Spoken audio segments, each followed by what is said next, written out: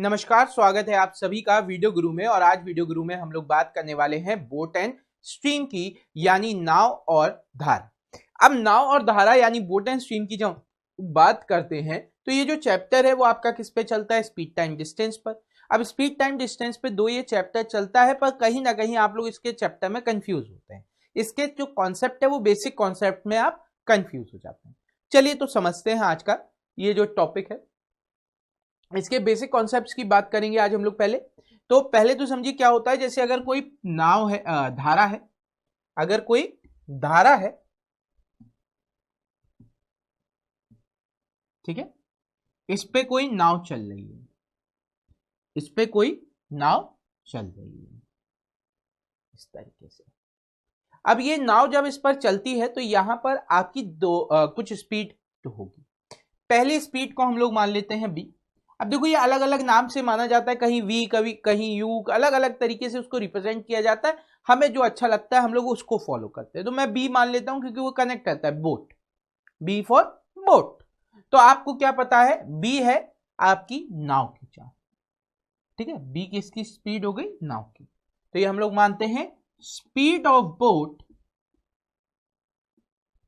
लेकिन ऐसे ऐसे नहीं, इन स्टिल वाटर, यानी शांत जल में, स्टिल वाटर, शांत जल में नाव की चाल। शांत जल में नाव की चाल का मतलब है कि ऐसी जगह कहीं नाव चल रही है जहां पर पानी की खुद की कोई चाल नहीं है, पानी स्थिर है। जैसे लेक हो गया, बहते हुए पानी में नाव नहीं चल रही है, पानी रुका हुआ है, उसमें कहीं पर आपकी नाव चलाई जा रही है। दूसरा टर्म यूज होता है एस, इसको हम लोग क्या बोलेंगे? Speed of stream. किसकी चाल? Speed of stream. ये चाल किसकी हो गई? धारा की चाल हो गई। ये किसकी चाल हो गई? धारा की। ठीक। तो अब हमें क्या पता चला कि यहां पर दो चीजों की चाल की बात हो रही है, एक नाव और दूसरा धारा। नाव और धारा।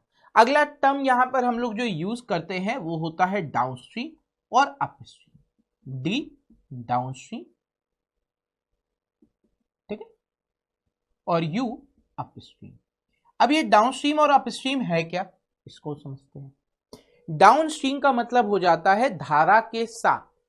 धारा के साथ का मतलब अभी क्या है कि आपकी नाव जो है वो इसी डायरेक्शन में जा रही है, पानी जो है वो भी इसी डायरेक्शन में जा रहा है। अब आप कहोगे अगर ऐसा है तो डाउनस्ट्रीम जो बराबर है स्पीड होनी चाहिए B minus U, B minus S. Same direction में जा रहे हैं तो स्पीड माइनस होनी चाहिए, यही पढ़ा था अभी तक हम लोगों ने। पर यहां पे ऐसा नहीं होगा, यहां पे क्या हो जाएगा? B plus S. यहां पे क्या हो जाएगा? B plus S. आप कहोगे सर नहीं सर आपने पढ़ाया था। तो देखो वहां पर हम लोग क्या कर रहे थे, हम लोग जिस चीज पर बात कर रहे थे वो ऐसा है। मान लो ये आपकी कोई रोड है, यहां से कोई एक गाड़ी चल रही है, यहां से एक गाड़ी चल रही है, ये दोनों इंडिविजुअली चल रहे थे। और जिन चीजों पर चल रहे थे वो सड़क थी और वो फिक्स थी, वो सड़क थी और वो फिक्स थी। पर अब क्या हुआ, ये दोनों का आपस में कोई कंपटीशन नहीं है। ये अभी क्या था? कंपटीशन है। ये आपस में कंपटीशन नहीं है, ये इसके ऊपर चल रहा है, ये इसके ऊपर चल रहा है। तो ये क्या कर रहा है, अगर नाव भी इसी तरफ जा रही है तो पानी इसको इसी तरफ धकेल रहा है। जब आप किसी चीज पर, पानी पर नाव इस तरीके से चल रही है, पानी है इस पर नाव इस तरीके से चल रही है, ठीक है। अब क्या हो रहा है, पानी भी इसी तरफ जा रहा है, नाव भी इसी तरफ जा रही है, नाव भी ऐसे, पानी भी ऐसे। अब क्या हो रहा है, पानी पीछे से इसको धकेल रहा है। जब पीछे से कोई आपको धक्का देता है तो क्या होता है? आप तेज चलोगे। अगर आप धीरे धीरे चलना चाह रहे हो, पीछे से कोई धक्का दे रहा, तेज चलो तेज चलो, तो क्या होगा? आप तेज चलोगे। सेम चीज यहां पे होती है। जब नाव उस पर पानी पे बह रही है और पानी के डायरेक्शन में जा रही है तो पानी क्या कर रहा है? उसे धकेल रहा है। अब धकेल रहा है तो वो क्या हो जाएगा? तेज चलेगा।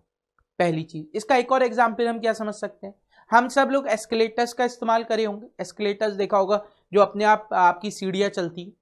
आप जब सीढ़ी पे खड़े हो जाते हो, सीढ़ी आपको लेकर जाती है, क्या कर रही है? आपको चाल दे रही है। क्यों दे रही है? क्योंकि आप जिस पर खड़े हो उसके पास चाल है। तो अभी ये बोट जिस पर है उसके पास चाल है, तो जिस तरफ ये जा रहा है अगर नाव भी उसी तरफ जाएगी तो क्या हो जाएगी? नाव की चाल बढ़ जाएगी। अप स्ट्रीम,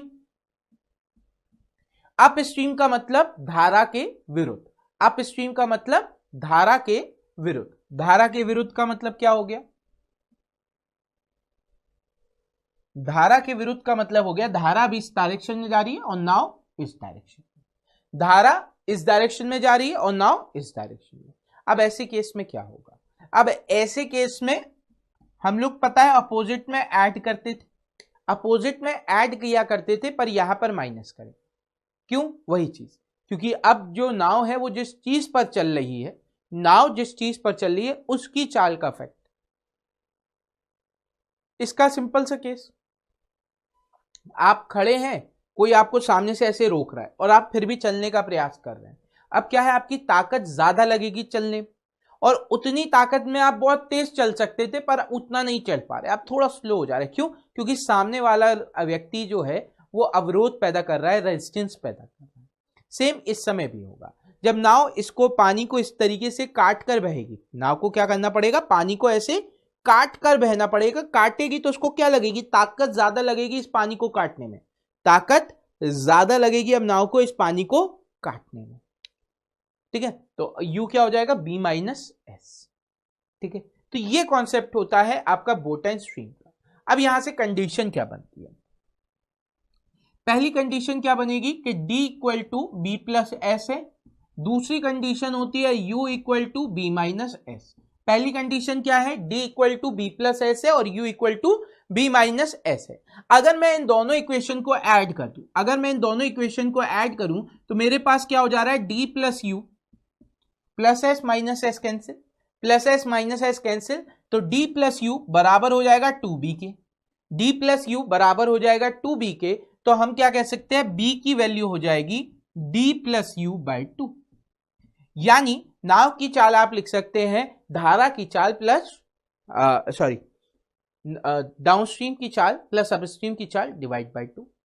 इसी तरीके से धारा की चाल क्या लिख सकते हैं, धारा की चाल यानी S चाहिए, अब S चाहिए तो हम क्या करेंगे, यहां पे देखो D equal to B plus S, U equal to B minus S, अगर मैंने इसको माइनस कर दिया तो ये माइनस ये प्लस, अब देखिए ये कैंसिल आउट हो जाएगा बी बी, यहां से आपका आएगा D minus U equal to 2s, S की वैल्यू हो जाएगी D minus U by 2, S की वैल्यू क्या हो जाएगी, D minus U by 2, clear है।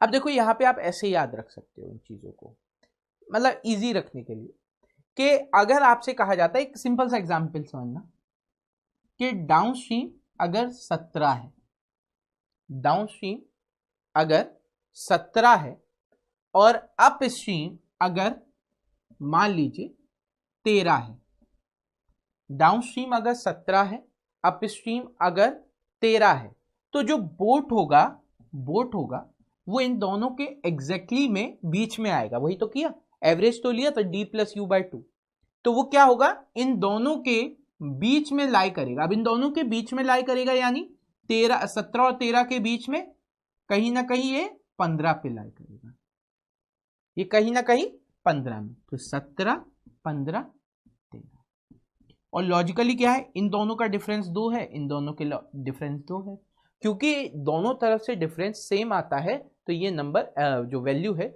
वो एग्जैक्टली बीच में लाई करती है डाउनस्ट्रीम और अपस्ट्रीम के, क्लियर है।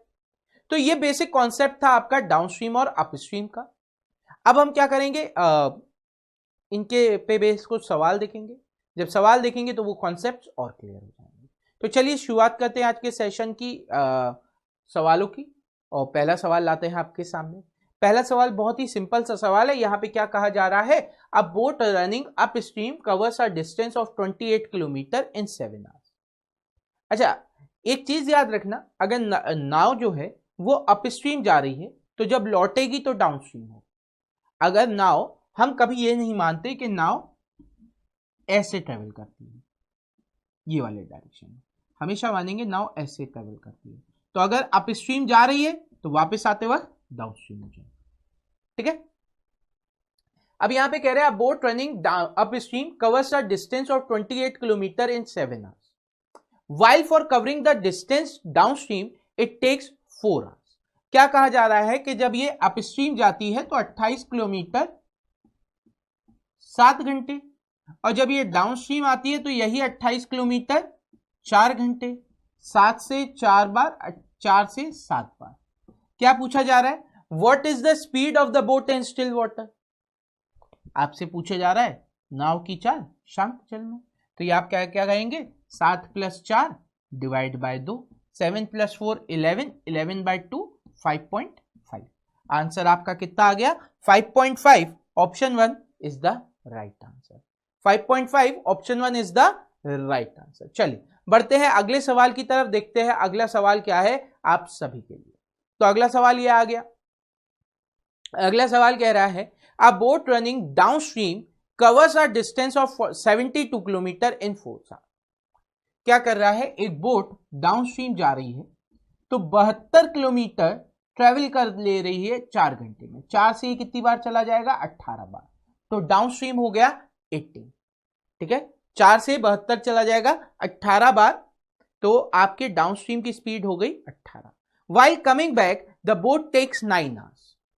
जब वापस आती है तो नाव कितना समय ले रही है? वापस आ रही है तो अपस्ट्रीम होगा।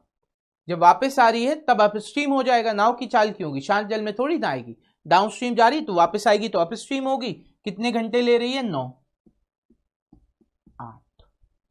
तब अपस्ट्रीम की चाल हो गई 8। ठीक है, तो अब आपको पता है क्या? What is the speed of the stream? S आप ज्ञात कर सकते हो, टी माइनस यू बाई 2। 18 - 8, 18 - 8 आपका 10 हो जाएगा। 10 डिवाइड बाय 2 5 आंसर आ गया। 10 डिवाइड बाय 2 5 आंसर आ गया। Option 1 is the right answer. चलिए बहुत बढ़िया। इतनी बात क्लियर चल रही है ना सबको? अगर सबको अभी तक की बात क्लियर है तो अगला सवाल, चलो वीडियो पॉज करो, सॉल्व करने का प्रयास करो। वीडियो पॉज करो और सॉल्व करने का प्रयास करो। बताओ इसका आंसर क्या आएगा, फिर मैं आपको बताऊंगा इसका आंसर क्या होगा। चलिए, तो उम्मीद करते हैं आप सबने ये सवाल सॉल्व कर लिया होगा। अब देखिए इसको कैसे करेंगे। यहाँ पे क्या कहा जा रहा है? A man rows upstream 16 kilometre. अब देखो एक आदमी है जो 16 किलोमीटर जाता है अप स्ट्रीम। ठीक है, कितने घंटे में? 5 घंटे में। एंड डाउन स्ट्रीम 25 किलोमीटर, और डाउन स्ट्रीम आता है 28 किलोमीटर 5 घंटे में। तो यहाँ पे अपस्ट्रीम कितना हो जाएगा? अपस्ट्रीम आपका हो जाएगा 3.2, है ना, और डाउनस्ट्रीम आपका कितना हो जाएगा? 5.6। अब कह रहे हैं find the speed of the stream. अब धारा की चाल आपको ज्ञात करनी है। धारा की चाल क्या हो जाएगी? धारा की चाल हो जाएगी 5.6 - 3.2 डिवाइड बाय 2। तो यहां से आपने डिफरेंस लिया, डिफरेंस कितना आ जाएगा? 2.4 का। डिवाइड बाय 2 करेंगे तो आंसर कितना आ जाएगा? 1.2। तो आंसर हो गया ऑप्शन सेकंड 1.2। क्लियर है? बहुत इजी सा सवाल था। आपने क्या किया? पहले अपस्ट्रीम निकाला। अपस्ट्रीम कैसे निकाला? आपको पता है 16 किलोमीटर जाता है 5 घंटे में, डिवाइड किया 3.2 आ गया। 3.2 देखो हमने इतनी जल्दी कैसे निकाला? हमारा लॉजिक ने कहा कि नीचे 2 का मल्टीप्लाई, ऊपर 2 का मल्टीप्लाई। 16 2 32, नीचे 10 हो गया तो 1 पॉइंट लग गया। सिमिलरली डाउन स्ट्रीम निकला, 28/5 करना था, नीचे 2 का मल्टीप्लाई, ऊपर 2 का मल्टीप्लाई। 28 × 2 56 होता है, नीचे 10 आ रहा था तो 5.6 हो गया। धारा की चाल निकालनी थी, इन दोनों का डिफरेंस निकाला। इन दोनों का डिफरेंस कितना होता है? 2.4। इसे डिवाइड बाय 2 कर दिया, यानी आपकी वैल्यू आ गई 1.2। वैल्यू कितनी आ गई? 1.2। क्लियर है? चल बढ़ते हैं अगले सवाल की तरफ। अगला सवाल क्या कह रहा है? अगला सवाल कह रहा है in still water speed of boat is 10 kilometre पर our, speed of stream is 4 kilometre पर our, therefore in how much time will it cover a distance of 70 kilometre downstream. क्या कह रहा है? In still water speed of boat is 10 kilometre. Still water में जो नाव की चाल है, यानी बी की वैल्यू आपको कितनी दी जा रही है? 10 किलोमीटर पर our. Speed of the stream is 4 kilometre पर आवर। धारा की चाल कितनी दी जा रही है आपको? 4 किलोमीटर पर आवर। ठीक है, therefore in how much time will it cover a distance of 70 kilometre downstream. अब डाउनस्ट्रीम के केस में हमारी स्पीड क्या होती है? डाउनस्ट्रीम के केस में हमारी स्पीड हो जाती है b + s। डाउनस्ट्रीम के केस में स्पीड क्या हो जाती है? b + s। तो यहां पे b 10, s 4, 10 + 4 14 आ गया। ठीक है, अब यहां पे क्या कहा जा रहा है? 70 किलोमीटर डाउनस्ट्रीम में कितनी देर में कवर करेगा? 70 डिवाइड बाय 40। 70 डिवाइड बाय 14 ये कितनी बार चला जाएगा, ये आपका 5 बार चला जाएगा। 70 डिवाइड बाय 14 ये आपका कितनी बार चला गया, 5 बार चला गया। तो आपका आंसर आ गया ऑप्शन सेकंड 5। आंसर आ गया ऑप्शन सेकंड 5। क्लियर है। चलिए बढ़ते हैं अगले सवाल की तरफ। अगला सवाल क्या कह रहा है, अगला सवाल कह रहा है the speed of a man in still water is 6 kilometre पर our and the speed of the stream is 1.5 kilometre पर आवर। क्या कहा जा रहा है, the speed of a man in still water, एक आदमी की चाल शांत जल में 6 किलोमीटर पर आवर है, and the speed of the stream is, जबकि धारा की चाल जो है वो 1.5 किलोमीटर पर आवर है। A man rows to a place at a distance of 22.5 kilometer and comes back to the starting point. Find the total time taken by him. अब देखिए एक तरीका क्या है, आपने कहा 6 प्लस 1.5, डाउन स्ट्रीम की स्पीड आ गई 7.5, और फिर आपने कहा अप स्ट्रीम की स्पीड, 6 माइनस 1.5, 6 माइनस 1.5, 4.5। तो पहली बार ये 22.5 गया 7.5 से,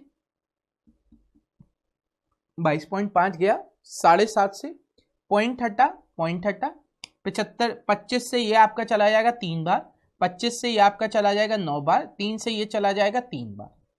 तो डाउन स्ट्रीम में कितना समय लिया, 3 घंटे। अप स्ट्रीम की बात करें तो 22.5 डिवाइड बाय 4.5, पॉइंट हटा 9 से ये चला गया 5 बार, 9 से ये आपका चला गया कितनी बार, 25 बार, 5 से ये चला गया 5 बार। तो अप स्ट्रीम के लिए कितना समय लगा, 5। तो 3 प्लस 5 8 घंटे टोटल आपका आंसर हो जाएगा। Option third is the right answer. दूसरा तरीका क्या हो सकता है, आपने निकाला डाउन स्ट्रीम, डाउन स्ट्रीम कैसे निकाला, 6 प्लस 1.5 7.5। फिर आपने निकाला अप स्ट्रीम, अप स्ट्रीम कैसे निकालोगे, 6 माइनस 1.5 यानी 4.5। अब आपने कहा आने जाने के लिए दोनों का जो डिस्टेंस है वो बराबर है, आते जाते वक्त दोनों समय जब वो ट्रेवल कर रहा है तो डिस्टेंस बराबर है। अगर डिस्टेंस बराबर है तो आप एवरेज स्पीड लगा सकते हो, अगर डिस्टेंस बराबर है तो एवरेज स्पीड निकाल लो। एवरेज स्पीड क्या हो जाएगा, 2 इंटू 7.5 इंटू 4.5 डिवाइड बाय कितना हो जाएगा, इन दोनों का सम, इन दोनों का सम हो जाएगा आपका 12, इन दोनों का सम हो जाएगा 12। अब आपको टाइम निकालना है, स्पीड आपके पास है, टाइम से अगर हम मल्टीप्लाई कर दें, तो हमारे पास क्या आ जाता है, हमारे पास डिस्टेंस आ जाता है। ठीक है, अब डिस्टेंस यहां पे कितना हो जाएगा, यहां पे डिस्टेंस हो जाएगा 2 इंटू 22.5, या आप इसको 45 लिख सकते हैं, या हम इसको क्या लिख सकते हैं, 45। ठीक है, अब देखिए यहां पे हमने सॉल्व करने का प्रयास शुरू किया तो पॉइंट हटा नीचे 00 आ गया, पॉइंट हटा नीचे आपका 00 आ गया। 45 से 45 खत्म, 2 से ये आपका चला गया 600 बार, 25 से ये आपका चला गया 3 बार, 25 से ये आपका चला गया 24 बार, 3 से ये आपका चला गया 8 बार, टाइम की वैल्यू आ गई 8। ये भी एक तरीका है। अब इसमें क्या है, एक बार आपको कैलकुलेशन करनी है, उसमें आपको 2 बार, पर वहां पे आपकी कैलकुलेशन जल्दी हो जाएगी, यहां पे टाइम कंज्यूम करेगी। बाकी ये भी एक मेथड है कि आप एवरेज स्पीड इनटू टाइम कर दे, डिस्टेंस के बराबर हो जाएगा, डिस्टेंस आपके पास सही, टाइम निकल आएगा। एवरेज स्पीड क्यों निकल आएगी यहां पर, क्योंकि आपको पता है दोनों तरफ जो दूरी है वो बराबर ट्रेवल कर रहा है। चलिए बढ़ते हैं अगले सवाल की तरफ।